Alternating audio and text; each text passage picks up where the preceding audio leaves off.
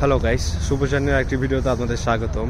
তো আমি এখন আছি পোল্যান্ডের ওয়ারসাউ ক্যাপিটালে এবং আমার পিছনে রয়েছে Warsaw palace of culture and science.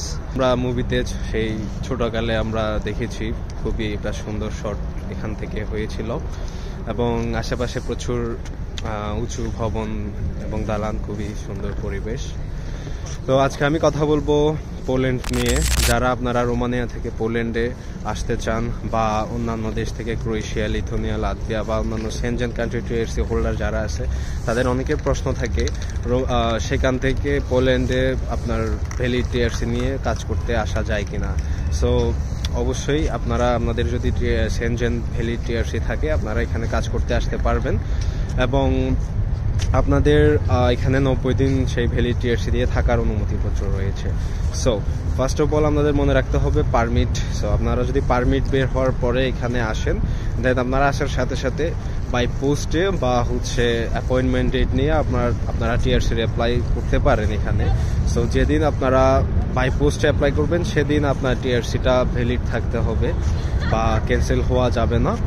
আবার যারা ফিঙ্গারপ্রিন্ট বা ডেট নিয়ে আপনারা সরাসরি ফাইল সাবমিট করে অ্যাপ্লাই করতে চান পোল্যান্ডে, তারাও অ্যাপ্লাই করতে পারেন এভাবে। কিন্তু যেদিন আপনি ফিঙ্গারপ্রিন্ট দিবেন সেই দিন আপনার ডকুমেন্টটা ভ্যালিড থাকতে হবে। সো অনেকের প্রশ্ন থাকে যে কি ভাই, পারমিট ছাড়া এসে আপনার কাজ করে আপনি পারমিট পেয়ে দেন কাজ অ্যাপ্লাই করা যাবে কিনা।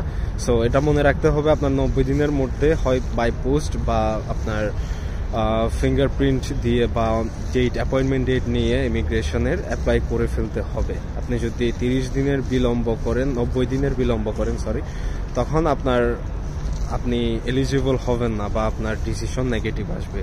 সো এই হচ্ছে বিষয়। এবং পোল্যান্ডের অনেক কাজ আছে এখানে, ওয়্যার হাউস, চিকেন ফ্যাক্টরি বা ফ্যাক্টরি, রেস্টুরেন্ট, কেবাব শপ, অনেক ধরনের কাজ আছে। সো আপনারা যারা আগ্রহী, পোল্যান্ডের রুলসগুলো দিন দিন হার্ড হচ্ছে এবং চেঞ্জ হচ্ছে, হয়তো বা ইন ফিউচারের সামনে এই অপরচুনিটিটাও বন্ধ হয়ে যেতে পারে। যারা যে পোল্যান্ডের আসার যে সুযোগ সেনজেন কান্ট্রি টিআরসি থাকলে ভ্যালিড।